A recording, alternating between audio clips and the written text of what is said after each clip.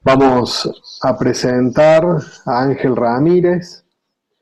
Ángel es periodista de España, él está especializado en diabetes, es director del canal diabetes.com y, como habíamos dicho, creador del Diabetes Experience Day. Así que le vamos a dar la palabra a Ángel, la disertación de cierre, como muchos dicen, dejamos para el último lo mejor, vamos a ver. Vamos a ver, bueno, Ángel, un gusto y te cedo la palabra. Muy buenas tardes desde España. Gracias, Enrique. Gracias a la Sociedad Argentina de Diabetes por esta invitación, en concreto al Grupo de Innovación y Tecnología, liderado por muchos amigos ya. Un abrazo enorme para Graciela, para Lorena y en especial, evidentemente, para Nancy Carreño y Daniel Sternik, sin los que yo no estaría aquí. Y luego contaré por qué. Eso de dejar para el final lo mejor aumenta la presión sobre mis espaldas. Espero no aburriros mucho en los próximos minutos, después de toda una jornada maravillosa, por la cual os felicito. Ha sido muy interesante seguiros a lo largo del día, a muchos kilómetros de distancia, pero gracias a la tecnología de la que hablaremos a continuación. Y me reservo esta última parte para contaros una historia.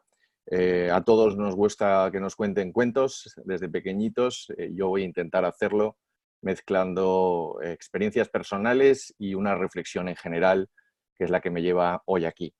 Yo he definido esta presentación como comunicar en diabetes, aunque tendrá diferentes partes.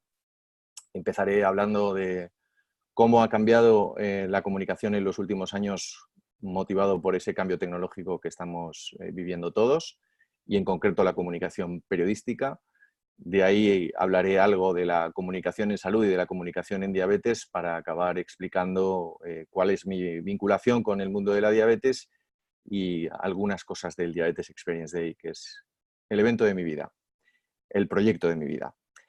Bien, pues esta fotografía la he elegido para arrancar porque, si bien yo no he llegado a escribir con esas máquinas que tienen de escribir a la izquierda, aunque sí que recuerdo que mi abuela tenía una muy parecida y yo creo que en mis primeros años de vida algo jugueteé y alguna de las piezas bloqueé.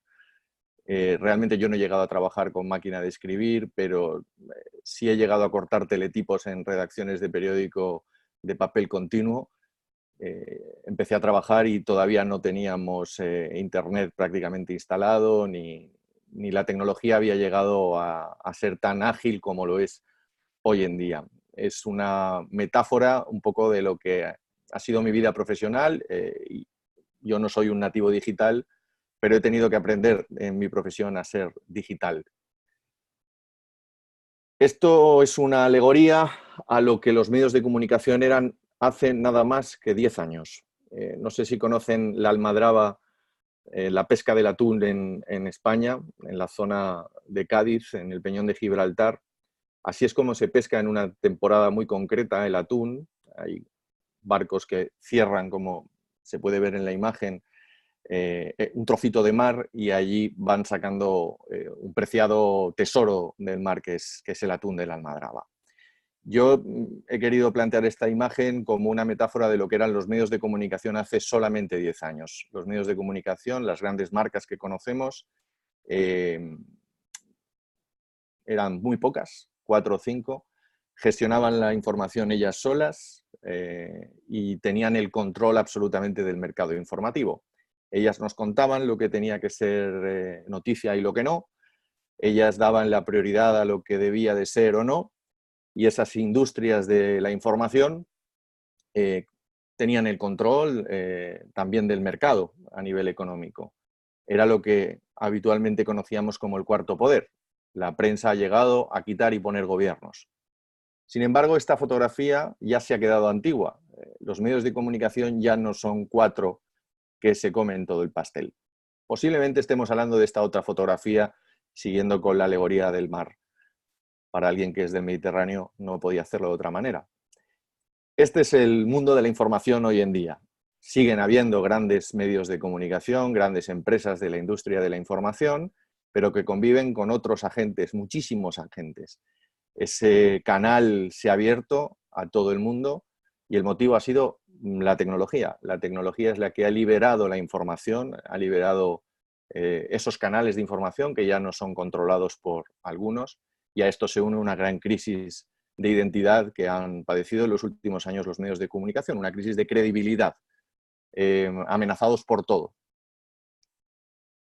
Quiero representar con este gráfico lo que ha supuesto, por ejemplo, la llegada de una red social como Twitter al mundo de la información. En la infografía de la izquierda podéis ver cómo se producía un hecho noticioso, arrancaríamos desde la izquierda hacia la derecha, sin la presencia de, por ejemplo, Twitter. Cómo era el proceso informativo en horas, cómo se iban produciendo los acontecimientos y quiénes eran los medios que iban llegando. Primero llegaban las agencias, después llegaba la radio, después de la radio llegaba la televisión y al final, casi 8 o 10 horas después, llegaba el periódico. Pero el hecho noticioso tenía aproximadamente un gap de unas 2 horas entre que se producía y llegaba a una redacción de un periódico para que éste después lo trasladara a la sociedad. Bien, la llegada de Twitter, infografía de la derecha, la creación de la información con la llegada de Twitter cambia. En el momento que se está produciendo algo, se está contando prácticamente en directo. Y son todos los medios de comunicación, insisto, los digitales, las agencias, la televisión, la radio y el periódico, los que tienen que adelantar sus procesos informativos. Es un cambio de paradigma y eso descontrola y genera en muchos medios de comunicación, o generó en su día, ahora ya lo tienen un poco más asumido, una crisis importante, una crisis de identidad. Pero es un ejemplo evidente y claro de cómo las nuevas tecnologías han cambiado un proceso que estaba muy marcado y muy definido hace, insisto, tan solo 10 años. Y es que ahora mismo vivimos en la sociedad de la comunicación más que nunca. De esto venimos hablando hace mucho tiempo, pero realmente esta fórmula es mágica, o es la fórmula en la que yo más creo hoy en día, que es every company is a media company. Cada institución, cada organización, cada persona individual, cada sociedad es potencialmente un medio de comunicación. Puede actuar como un medio de comunicación. Todas estas herramientas tecnológicas, las redes sociales, Internet, incluso los smartphones y todas las que nos podamos imaginar, han facilitado esos procesos de comunicación, han matado al intermediario, han acabado con el intermediario. Eso tiene riesgos, de los que hablaremos a continuación, pero también tiene cosas muy positivas y yo prefiero quedarme siempre con el vaso medio lleno. Pero en estos momentos, entender la sociedad de la información como una herramienta en la que uno duda de si estar o no estar es un error. Hay que estar siempre, hay que comunicar siempre y hay que liderar la comunicación de nuestras organizaciones, incluso de nuestras marcas personales o de nuestras personas. Es necesario estar, porque si no otros hablarán por ti. Y en este caso yo siempre apelo a la escuela periodística. Si se está o se decide estar en esos entornos digitales, en esas redes sociales, mi consejo siempre es estar con criterios periodísticos, es decir, contando la verdad, siendo lo más objetivos posibles, contrastando las fuentes, buscando esas fuentes y verificando informaciones, dándole credibilidad a lo que uno cuenta. Esta maravillosa herramienta, para algunos esta condenada herramienta, es la que realmente ha dado valor a todo ese entorno digital. Hoy en la palma de la mano es donde tenemos el mundo. Antes las noticias nosotros íbamos a buscarlas, o poníamos una emisora de televisión, o bajábamos al kiosco a comprar un periódico, éramos nosotros las personas las que buscábamos las noticias, y hoy es totalmente al revés. Son las noticias las que nos encuentran a nosotros. Simplemente por estar en entornos digitales, en cuentas sociales o tener un email, estamos expuestos ya a una sobreinformación, a una información, lo que éramos o no. Y eso genera también, insisto, alarmas, porque se puede llegar a manipular esa información, no tenemos que creernos todo lo que nos llega, pero sin duda esto es un cambio de hábitos muy grande. El hecho de tener en una palma de la mano tantas cosas, hace unos minutos estábamos escuchando incluso hasta nuestro propio páncreas, ¿no? Con el famoso do yourself y el páncreas artificial. Y esto no va a cambiar, sin lugar a dudas esto va a ir a más, así que cuanto antes lo asumamos en todos los sentidos, mucho mejor. Y hasta aquí mi reflexión con respecto a cómo ha cambiado la comunicación gracias a la tecnología, a la llegada de las nuevas tecnologías. Pero ahora podemos hablar ya de cómo es la comunicación en salud, gracias a esas nuevas tecnologías. En esta diapositiva, lo que vengo a demostrar y a contarles es la importancia que ha obtenido Google, que ha ganado Google en los últimos años con respecto a consultas médicas. Estos datos son de Ipsos, de la empresa Ipsos, que realizó una encuesta online hace unos cuantos meses sobre más de 21.000 adultos en países europeos. Y fíjense cómo ya Google está casi alcanzando al profesional sanitario. ¿Esto es bueno? ¿Esto es malo? Es una gran pregunta para contestar en un futuro debate. Sin lugar a dudas, es una realidad y esto es lo que está ocurriendo. Cuando uno tiene una duda en salud, posiblemente acuda primero a Google antes que a su profesional sanitario, lo que no indica que realmente se le haga caso a Google antes que a un profesional sanitario. Pero los datos son muy evidentes. De hecho, el titular de esta información que comparto ahora con todos ustedes lo demuestra. Antes de ir al médico, el 75% de las personas hace una búsqueda de Google, pero lo más increíble es que también esa búsqueda se hace posterior a la visita al médico. En definitiva, el rol del paciente, gracias a la comunicación y a la información compartida, ha cambiado. Nos encontramos con pacientes en todos los ámbitos, y en el caso de la diabetes mucho más, que ya no escuchan a su profesional sanitario y acatan lo que éste les dice, sino que son capaces de sentarse en una mesa y conversar con él. Incluso algunos se sienten empoderados o con más criterio frente a un profesional sanitario. Pero sí que es verdad que esto ha cambiado, el rol ha cambiado y ustedes en sus consultas lo deben de estar comprobando.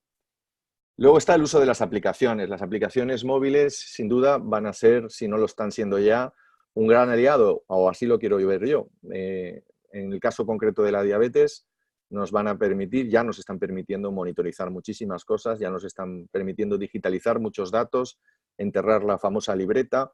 En definitiva, es una prolongación de la consulta sanitaria. El problema es como todo. Hay muchísima cantidad de estas aplicaciones móviles y no todas son buenas. Falta posiblemente un criterio de sesgo. ¿Qué pasa con las personas con diabetes tipo 1? ¿Están bien informadas? Bueno, esta encuesta se realizó hace unos años por un proyecto que imagino conocerán, que es DiabeWeb, del laboratorio Esteve. Ellos organizaron una página web donde se intenta poner algo de orden con respecto a la cantidad de páginas web, incluso aplicaciones que tienen que ver con la diabetes, ya concretamente con la diabetes. En el caso de las personas con diabetes tipo 1, los datos eran muy interesantes. La mayoría consideraba estar bien informado. Y si luego nos vamos al gráfico de la derecha, veremos que en muchas ocasiones esa información no les llegaba directamente de sus profesionales sanitarios, sino que la encontraban bien en redes, bien en comunidades digitales, etcétera. Pero ellos mismos llegaban a la conclusión de estar bien informados. Sin esta fotografía que les estoy enseñando ahora no tendría ningún sentido proyectos como el que escuchábamos anteriormente, del Do Yourself. Al final se ha podido generar y compartir información entre las diferentes personas con diabetes y esos entornos digitales han construido esta realidad en la que estamos. Una pregunta que lanzo para la reflexión. ¿Y qué pasa con las personas con diabetes tipo 2? Porque muchas veces cuando hablamos de tecnología, cuando hablamos de información en diabetes, incluso el propio Diabetes Experience Day está muy centrado en las personas con diabetes tipo 1. Las personas con diabetes tipo 1, si tuviéramos que clasificarlas como una tipología desde el punto de vista informativo, diríamos que son personas activas, proactivas en el consumo de información.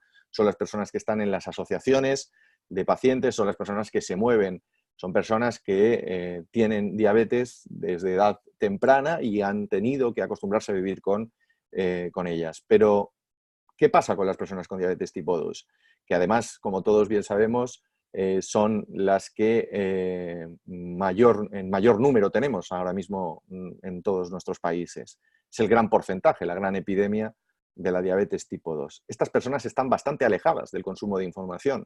Es curioso como no las encontramos en los perfiles de redes sociales, no hay influencers en diabetes tipo 2, o si los hay muy pocos, muy poco identificados. Los pacientes que prescriben, los pacientes que generan información y comunicación son básicamente diabetes tipo 1. Algo estamos haciendo mal o no. Me gustaría también conocer en algún caso su opinión, porque para mí es un gran desconocido, ¿no? ¿Cómo es posible que las personas con diabetes tipo 2 estén tan separadas, ¿no?, de este consumo de información? Quizás, yo me atrevo a plantear algo, quizás están un poco separadas de lo que son los hábitos saludables y por eso han desarrollado una diabetes tipo 2, y ahí podríamos entender un poco el comportamiento alejado, ¿no? De no ser proactivos en el consumo de información tan necesaria en la gestión de una diabetes. Sabiendo que tenemos mayoritariamente audiencia de profesionales sanitarios, sin que sirva, no pretendo polemizar con ninguno, pero sí que es verdad que se prescriben pocas aplicaciones web, se prescriben pocas apps en general. Cada vez hay más, afortunadamente, profesionales sanitarios que entienden que en el entorno digital, en esta comunicación entre pacientes, puede haber soluciones y se puede estrechar el camino entre unos y otros, la distancia entre unos y otros, pero sigue todavía habiendo poca prescripción en ese sentido. Lo que les decía, es muy evidente que aunque las consultas en Google hayan aumentado y es un dato objetivo, realmente hay esperanza o hay tiempo para la esperanza, porque la credibilidad todavía la sigue teniendo el profesional sanitario. Ante una información publicada en Google o ante una información publicada por un profesional sanitario, el paciente, y en el caso de la diabetes me consta, sigue todavía dándole mucha más credibilidad al profesional sanitario. Yo creo que eso es una oportunidad que no debemos dejar pasar. Y yo hablaba de los riesgos. Todo este paradigma de la comunicación en salud y en concreto de la diabetes ha cambiado mucho y hay muchas cosas beneficiosas, pero también hay muchos riesgos. Yo básicamente los riesgos los destacaría en estos 4. La famosa infoxicación es un término un poco raro, pero al final hay mucha información y no siempre es buena esa información. Cualquiera, como decíamos antes, puede generarlas hoy, subirlas a una web sin ningún tipo de verificación y sin que sea contrastada. Y eso es un riesgo y hay que decirlo alto y claro, es un riesgo. ¿Se puede combatir? Sí, se puede combatir ese riesgo. Hay muchas fórmulas para poderlo hacer.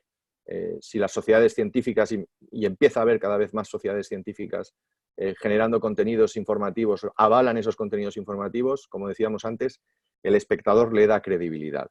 Y luego yo creo que entre todos tenemos que elevar la cultura periodística a la cultura general. Es decir, todos deberíamos acabar entendiendo que en nuestro día a día o en nuestra relación directa con la información deberíamos aplicar esos principios periodísticos de los que yo antes hablaba. Buscar autorías de esas informaciones, intentar saber cuál es la historia del medio o la persona que publica, contrastarla, en fin, ponerlo siempre en primer lugar en entredicho para luego acabar creyendo o no creyendo lo que nos estén contando. La cibercondria, íntimamente relacionada con todo esto, al final ha aumentado la psicosis, ¿no? Cualquier persona tenemos un dolor en la muela y entramos en Google a ver qué nos ha ocurrido y la mayoría de esas patologías acaban en cáncer, ¿no? Es decir, se ha generado una cibercondria en torno a esta cantidad de información que existe. Muy importante en el caso de la diabetes, todo el tema de las falsas esperanzas, y aquí yo elevo la crítica a mi gremio, que creo que en general en diabetes no trata bien la información, y cada vez que hay una investigación que va dirigida hacia esa posible y futura cura de la diabetes, como periodista siempre es muy jugoso el publicar que pronto estará la cura de la diabetes, sin tener en cuenta el daño emocional y el efecto negativo que eso puede generar en quien esté leyendo esa información. Los medios de comunicación deberían de saber que todavía no se sabe ni siquiera lo que provoca la diabetes. Mientras no sepamos lo que provoca la diabetes tipo 1, no podremos hablar nunca de solución. podemos hablar de que se está invirtiendo y que se está investigando mucho y que sin duda esa cura llegará en algún momento y ojalá podamos contarlo. Pero mientras tanto hay que ser muy meticulosos. Que un titular no te amargue la vida, debería ser el titular que yo les daría o que a mí me gustaría compartir con mis colegas de profesión. Y bueno, y luego efectivamente la cantidad de errores médicos y de información, porque muchas veces son los propios profesionales sanitarios los que comparten informaciones incorrectas.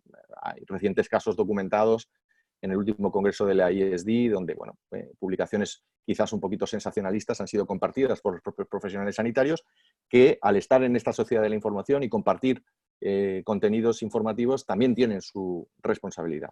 La tenemos todos, esto es una materia de todos. Hace unos años, hace como 4 o 5 años, colaboramos con la Sociedad Española de Diabetes, con su grupo de Diabetes 2.0, en este decálogo que hoy comparto con todos ustedes. Es un decálogo que surgió, insisto, del trabajo de varios profesionales sanitarios, con algún periodista como el que les está hablando, en el que contábamos lo que a nuestro juicio debería de ser una comunicación correcta llevada a las redes sociales o llevada al entorno 2.0. Como es muy pequeñito, me voy a tener que poner las gafas para verlo. Este es un contenido Creative Commons, está a disposición de quien lo quiera pedir. Y yo creo que entre todos podemos, con contenidos así, promulgar que haya una comunicación diferente en diabetes. Básicamente arrancaríamos diciendo que no es lo mismo una diabetes tipo 1 que una diabetes tipo 2. Generalizar en diabetes es incorrecto y ustedes como profesionales sanitarios lo saben mejor que yo. Tristemente, ambas patologías, la diabetes tipo 2 y diabetes tipo 1, comparten una terminología muy similar, pero luego en la práctica los pacientes no son los mismos y muchas de las cosas que ocurren en una patología y en otra no son iguales. Hay otras que sí, pero no tantas. Cuando las informaciones se publiquen deberían de llevar siempre esa evidencia científica. Todas las informaciones en diabetes deberían tener algún tipo de respaldo científico. Es muy importante no juzgar y evitar esas falsas expectativas de las que estábamos hablando. Identificar los famosos falsos mitos. Luego hablaremos de un proyecto que se está llevando aquí en España para identificar esos bulos en salud y concretamente en diabetes. Eso es en los últimos años, e insisto, gracias al magnífico trabajo que ha hecho el grupo Diabetes 2.0, liderado por Cintia González, pero con un montón más de compañeros y de profesionales sanitarios españoles, se ha hecho una búsqueda interesante. Cada vez que aparecía una falsa información en redes sociales o un falso mito relacionado con la diabetes, se les ha corregido públicamente. Y bueno, esto ha ayudado mucho a que la comunicación en diabetes, por lo menos en redes sociales, haya sido más fructífera. Por nuestra naturaleza de ver la vida, siempre hemos optado por comunicar en positivo. Luego les hablaré de un proyecto que está basado básicamente en eso, en hablar en positivo de la diabetes. Y creíamos que esto era uno de los puntos importantes a transmitir cuando uno hable de diabetes. No podemos obviar que la diabetes es una enfermedad grave, es una enfermedad por la que mueren las personas, pero podemos mirar el vaso de otra manera, como decíamos al principio de esta intervención. Nadie nos obliga a tener que hablar de lo negativo de la diabetes, sí advertirlo, no negarlo, pero ¿por qué no ser optimistas? Con diabetes se pueden hacer un montón de cosas. Y lo que nos han demostrado en los últimos años con el miedo, en esa comunicación de la diabetes, que con la diabetes te puedes quedar ciego, puedes perder un miembro, etcétera, etcétera, las cifras están ahí y siguen creciendo. Mucho no se ha conseguido a nivel de comunicación. Bueno, pues optemos a lo mejor por hacerlo de otra manera. Es importante cuando uno comunique en redes sociales siempre citar hashtags o fuentes, de dónde viene esta información o dónde la queremos enclavar efectivamente. No podemos generalizar sobre la diabetes. Cada diabetes es una persona, eso lo hemos oído muchas veces. También deberíamos llevarlo al campo de la comunicación, en la creación de esos contenidos. La diabetes tiene nombres y apellidos. Sí es importante que si los profesionales sanitarios participan, sean referenciados permanentemente, porque yo creo que no hay mejor prescriptor en diabetes que un profesional sanitario y en redes sociales, evidentemente, si estamos hablando de comunicación en diabetes y de temas de salud, el mejor referente es un profesional sanitario. Importante también, a las personas con diabetes no les gusta que les llamen diabéticos, ellos son algo más que la diabetes y esto también era uno de los puntos importantes. Y finalmente, el tema de la privacidad. Al final, la persona con diabetes puede optar por dar a conocer su patología o no. Es una libertad que debemos respetar siempre. Bueno, esto es un ejemplo de este decálogo para informar sobre la diabetes en redes sociales que, bueno, tiene ya sus años. Y les decía que hay proyectos muy positivos, ya he comentado el de la Sociedad Española de Diabetes, pero también hay proyectos tan interesantes como el de Salud sin Bulos, que es una página web que recoge todos esos bulos. Hay profesionales de la salud y también profesionales del mundo del periodismo que van identificando bulos relacionados con diabetes o con cualquier otra patología y los van identificando en esa página web, Salud sin Bulos, que les recomiendo. Es de una agencia de comunicación española, Comsalud, liderada por Carlos Mateos. Y luego hay un ejemplo también, son algunos, hay muchos más, pero el ejemplo de Jesús Blanco es un investigador, un endocrino en el IDIVAPS en Barcelona, que ha decidido dar un paso más en el mundo de la divulgación y participa con la Fundación Diabetes Cero, una fundación de padres y madres de niños con diabetes que recauda dinero para entregar a investigadores en diabetes, algo similar a la JDRF, un proyecto magnífico. Bien, lo que hace Jesús es recoger esas informaciones que son publicadas en medios de comunicación y aplicarles criterio científico y desmontar muchas de esos titulares y muchas de esas informaciones que, bueno, las personas al final, con diabetes o sin diabetes, acaban leyendo. Insisto que es muy suculento y muy jugoso el titular de la cura de la diabetes, pero hay que ser preciso. Y la verdad es que la pluma de Jesús divulgando es maravillosa y se la recomiendo, es una de las recomendaciones. Y ahora es cuando hablo de mí un ratito, bueno, concretamente de mi madre, que es esta mujer que ven, que es quien me dio la vida y también quien me introdujo en el mundo de la diabetes. Esta es una foto de hace un par de años de mi madre. Mi madre tiene diabetes hace 17 años.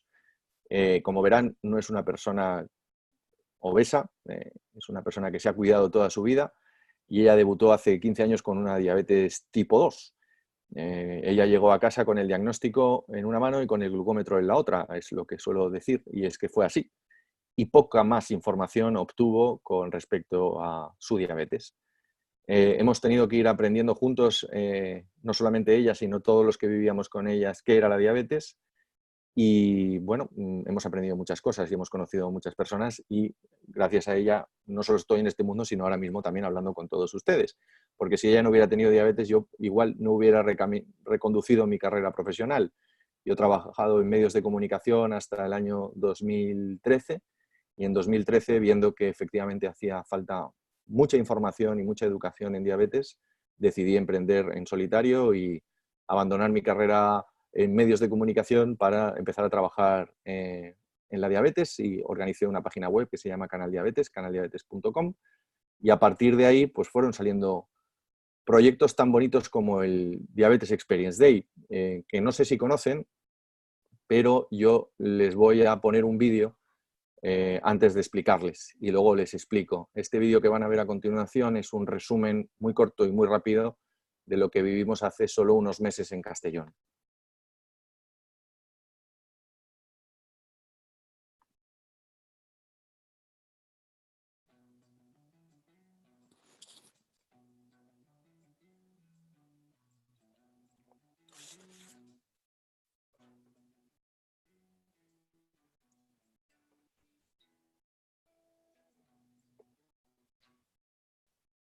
El Diabetes Express Day es un evento para las personas con O con el mismo botón de compartir, Ángel, compartir el vídeo porque queda en la presentación. Bueno, me dicen que no se está viendo el vídeo. Voy a salir un momentito del vídeo. Claro, o sea, lo mismo ahora te va a dar cuando vos pones compartir abajo la opción de compartir el vídeo. Y Lo que vas a pasa es dejar que de... nueva función. Vale, Claro, compartir el vídeo, ya lo tengo aquí. y vas a Perdóname. dejar de compartir. No, si es todo esto, estamos todos con todas estas tecnologías, así que... Y ahí Creo lo que le he vas a dado. empezar de cero. Todavía no se ve el vídeo. No. ¿Ahora se ve? Parecería que está por empezar, a ver.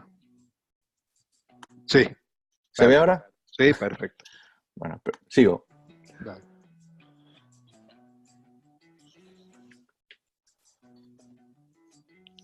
Subile un poquito el volumen. Perfecto. El Diabetes Experience Day es un evento para las personas con diabetes, para los familiares de personas con diabetes, para los profesionales sanitarios, es decir, para todo aquel que de alguna manera, directa o indirectamente, está relacionado con la diabetes. ¿Por qué es necesario hablar de la diabetes en positivo? ¿Por qué es necesario que la diabetes sea una comunidad de personas que puedan intercambiar información? ¿Y por qué es necesario desvirtualizarnos muchas veces?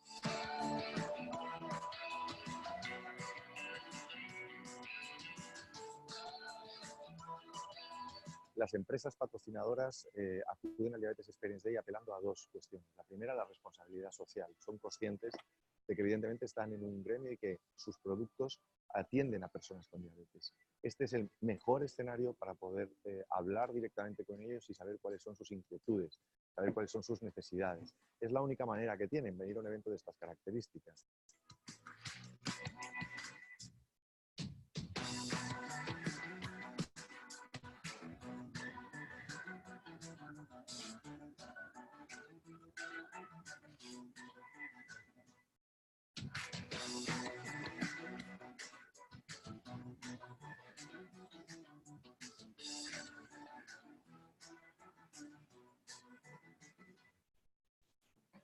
Para mí este es el proyecto de mi vida. Es el proyecto en el que yo más me he sentido desarrollado, por dos motivos. Principalmente porque soy profesional de la comunicación, soy periodista y al final este evento es comunicación, es divulgación, es un programa de televisión en directo y eso para mí tiene un valor importantísimo, pero también emocional. Empecé recibiendo de mi madre no solo la vida, sino también muchas sabidurías y muchas experiencias y luego nos apareció la diabetes. Gracias a la diabetes de mi madre hoy puedo decir que conozco un montón de gente excelente, un montón de gente positiva, que mira la vida de una manera diferente a como la miramos los demás, que viven con una enfermedad crónica, sí, pero que tienen una predisposición hacia la vida diferente. Eso es lo que me lleva.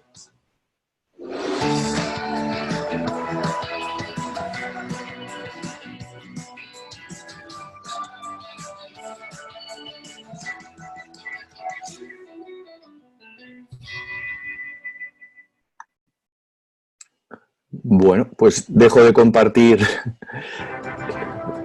un segundo. Aquí se está colando todo. La relación que puede tener el cuerpo de policía. Bueno, perdón. Vuelvo a compartir la presentación. Perfecto. Que la tengo por aquí. ¿Se ve? Sí, perfecto. Bueno, pues esta imagen que están viendo ahora es de la quinta edición que hicimos en Barcelona y ahora les explico un poco más después del tráiler que les he mostrado del vídeo qué es el Diabetes Experience Day. Son muchas cosas, pero básicamente los objetivos de este evento en el que realmente buscamos darle voz a la diabetes, lo que se persigue es educar, es decir, bueno, hay una educación entre pares, pero también poniendo al profesional sanitario encima del escenario. Se pretende impactar, es decir, mover conciencias, difundir, no solamente entre la comunidad de personas con diabetes, sino más allá, porque la diabetes es una enfermedad silenciosa no solo porque no duele, sino porque la sociedad en general la desconoce. Y esa es una de las labores que persigue, uno de los objetivos que persigue el Diabetes Experience Day, es que la sociedad en general conozca algo más de la diabetes, consolidar efectivamente este modelo de comunicación positiva e implicar a la mayor cantidad de personas. Estos círculos que ven a continuación son realmente los públicos que entendemos forman parte del Diabetes Experience Day, que al final es prácticamente la sociedad en general. Por encima de todo, la persona con diabetes. El evento nace porque no había un espacio donde la persona con diabetes hablara en primera persona, valga la redundancia. Después, los familiares.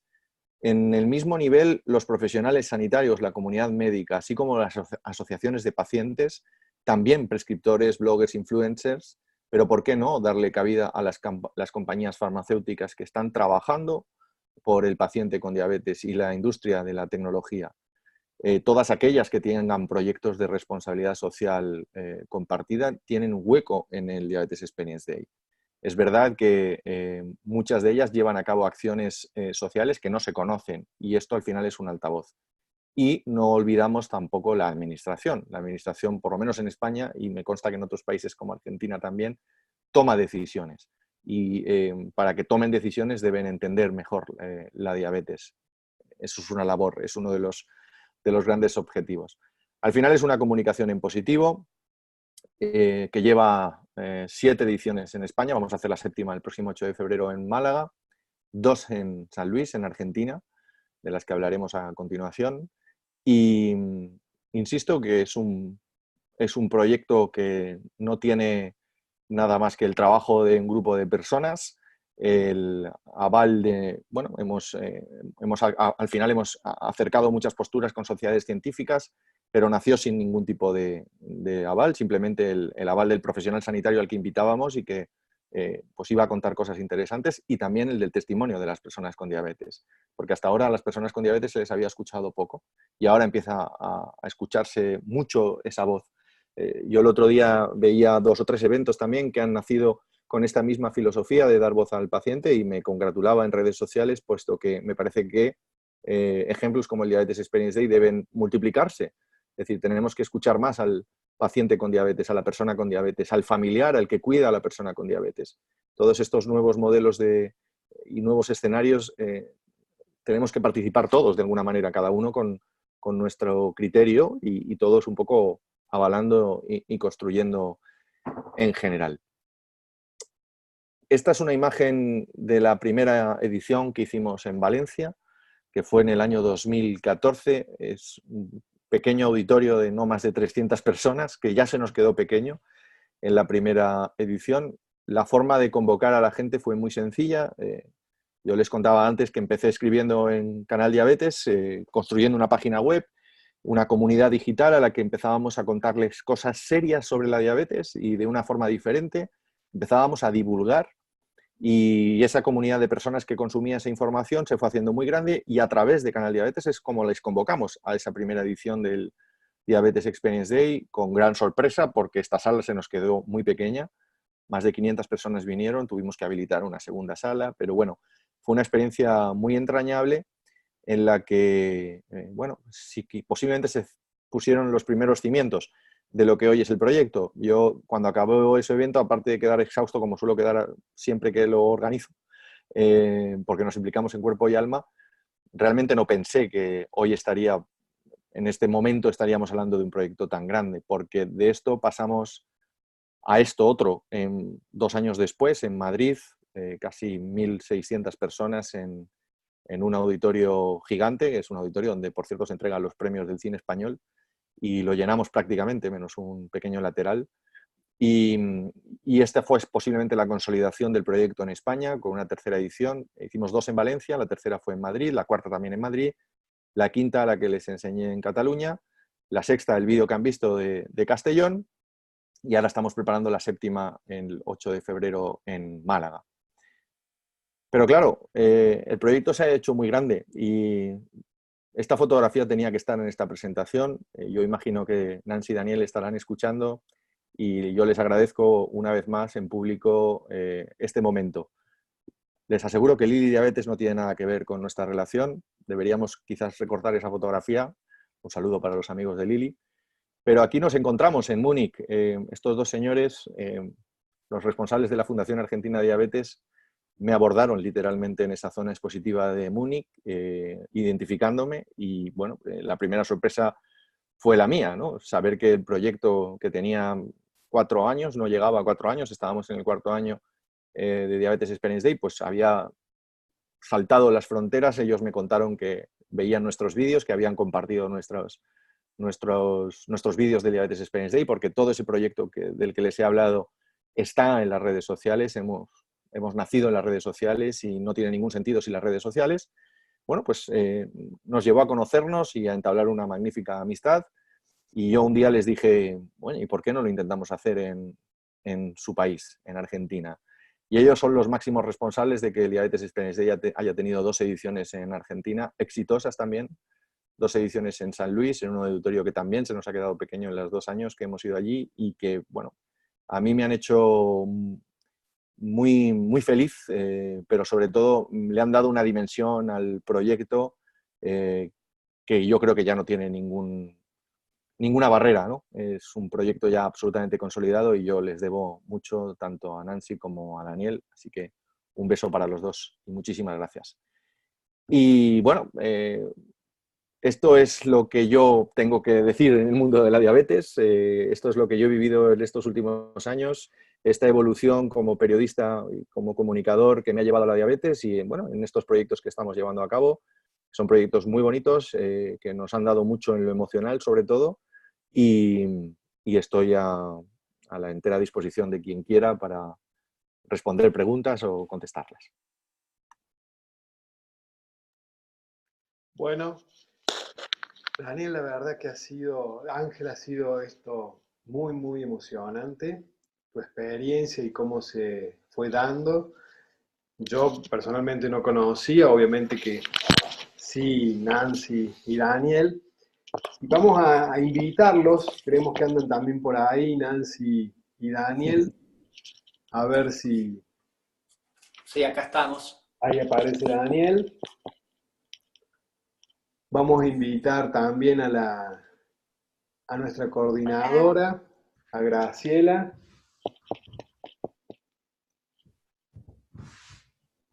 Hola, hola, ¿cómo están? Nos estamos acercando al cierre de estas jornadas, así que bueno, Nancy, Daniel, un poco podríamos hacer algún pequeño diálogo de todo esto para hacer el cierre y así después le damos la palabra a Graciela para ir terminando. Hay una pregunta para Ángel, Quique, fíjate. A ver. Así, ¿cómo proporcionarías un evento en comunidades pequeñas, entendiendo que las personas que tienen diabetes no desean ser vistos o reconocidos como tales? Bueno, pues sin darles la promoción que le hemos dado, es decir, haciendo un planteamiento totalmente diferente al del Diabetes Experience Day. Nosotros optamos por un planteamiento de comunicación elevado, es decir, en mover todas las instancias de la sociedad para que de la diabetes se hable, porque entendemos en origen que la diabetes es una enfermedad que tenemos que conocer todos. No es posible que una persona tenga una hipoglucemia grave, se quede en el suelo y no podamos reconocer, o que un policía no pueda reconocer que esa persona tiene una diabetes y a lo mejor lo abandone allí y pierda la vida, como ha ocurrido en muchas ocasiones, ¿no? Entendemos nosotros que eso justifica, o casos como estos justifican que tengamos que hablar de la diabetes, pero también conocemos muchas personas que no quieren hacer pública su patología. Bueno, posiblemente un planteamiento diferente de reuniones, reuniones entre iguales, yo creo mucho en eso, podría ser una alternativa más pequeña a un proyecto como el Diabetes Experience Day. Lo que sí que sería común con el Diabetes Experience Day es que en cualquier caso esos eventos de participación deberían siempre estar cargados de emoción. Nosotros no entendemos este proyecto sin la emoción, sin la implicación de las personas. Las emociones son fundamentales en educación, en diabetes y más allá de la diabetes. Un sentimiento optimista o un sentimiento negativo hace que los conceptos educativos se afiancen.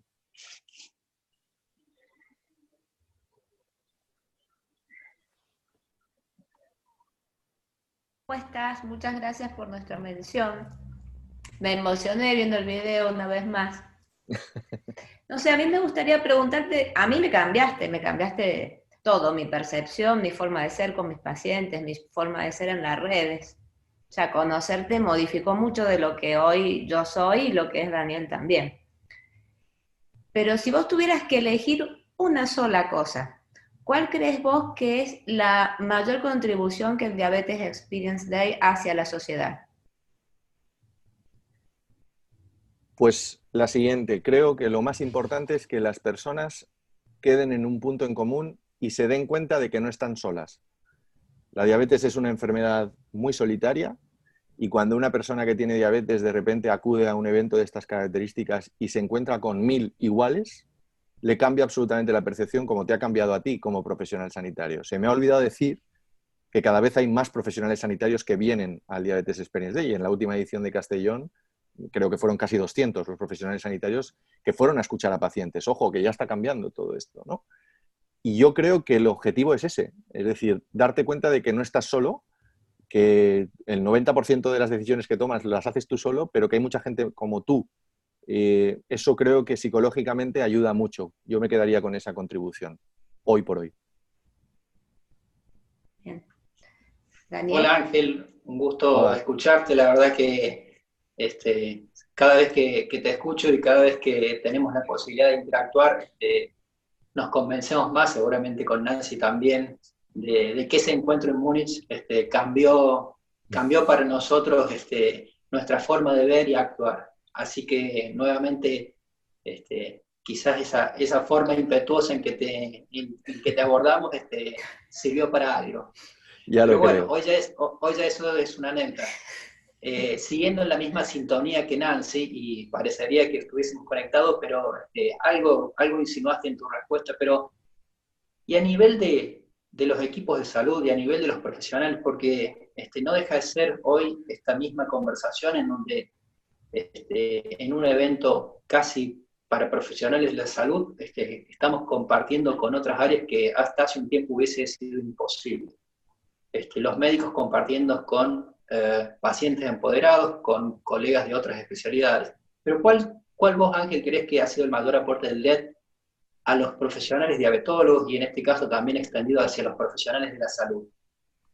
Pues con los profesionales con los que yo he tenido la oportunidad de hablar, lo que me dicen, básicamente como factor común, es que se han dado cuenta de que las personas que atienden son algo más que su diabetes.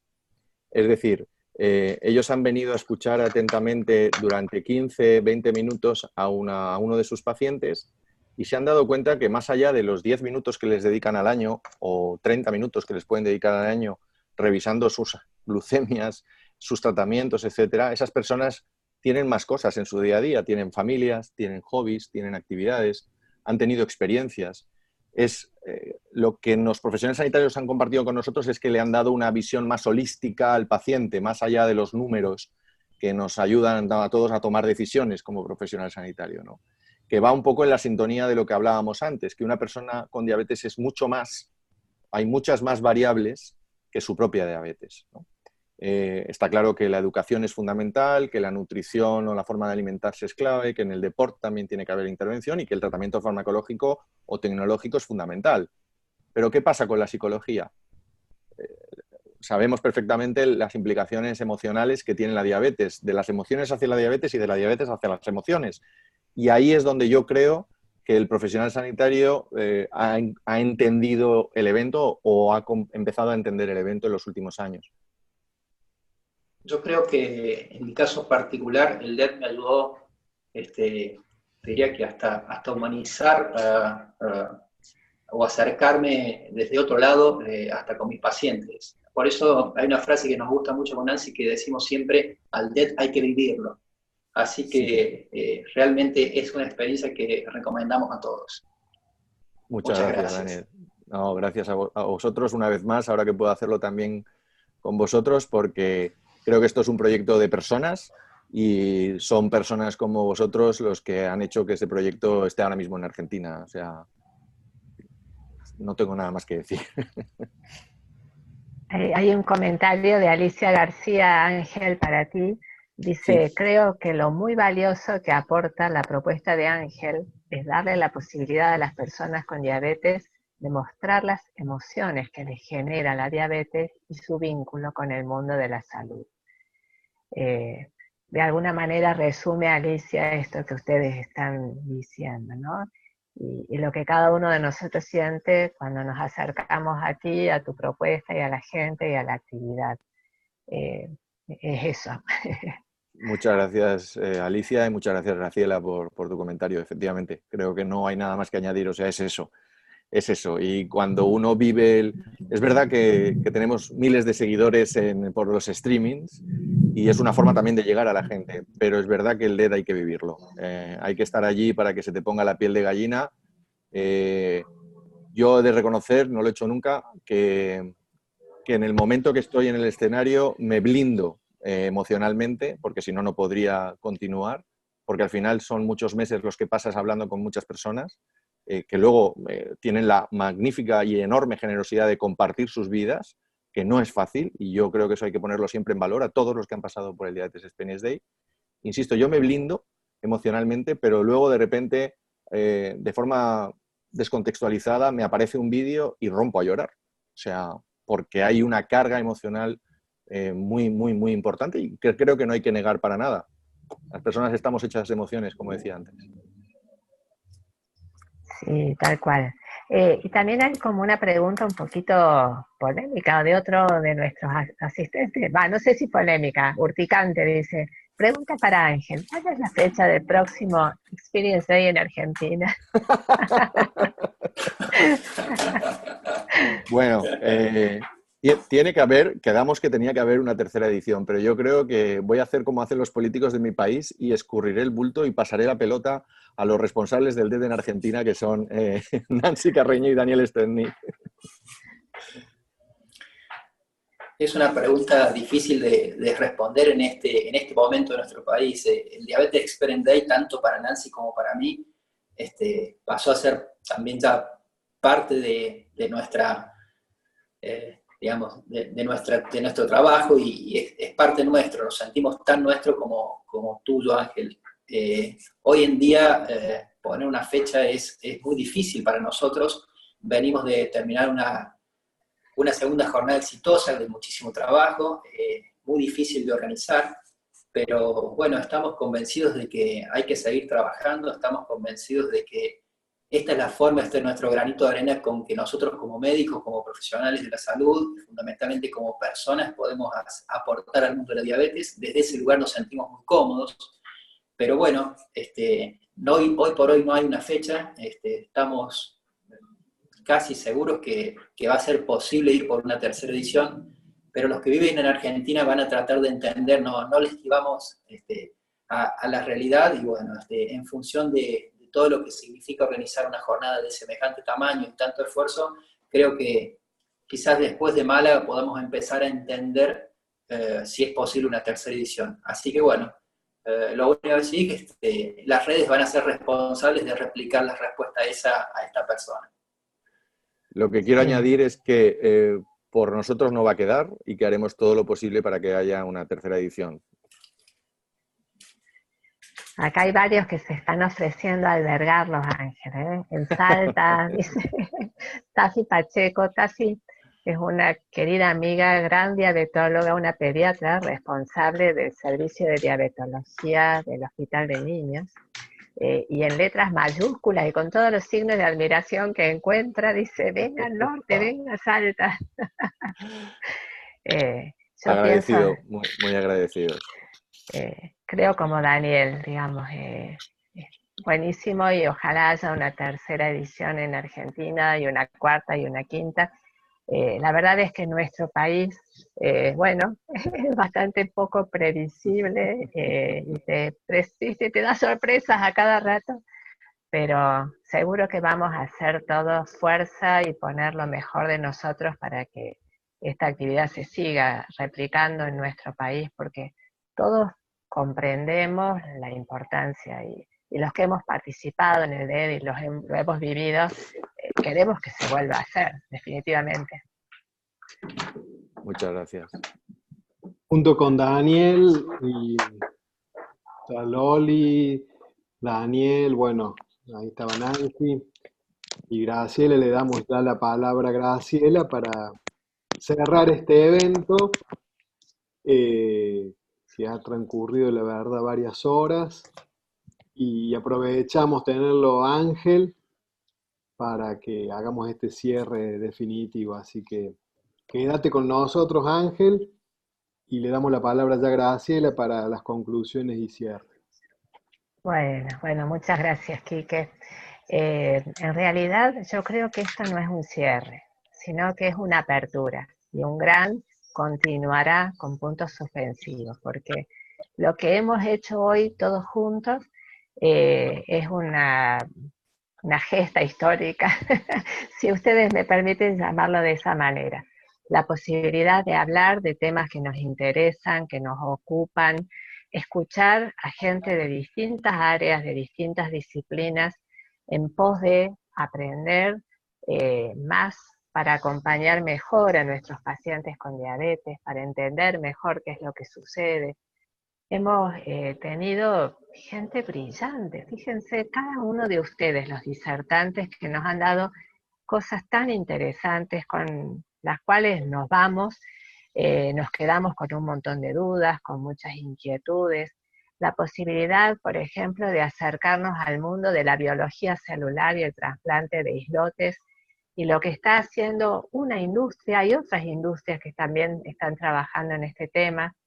Escuchar a Dani Charniawski, que nos contó desde adentro, una persona que ha vivido la historia de la evolución de los páncreas artificiales, a Nancy Daniel, a Ángel, a José Miguel, un usuario experto y a la vez un médico súper consciente, diciéndonos lo que opina de esta opción del do it yourself.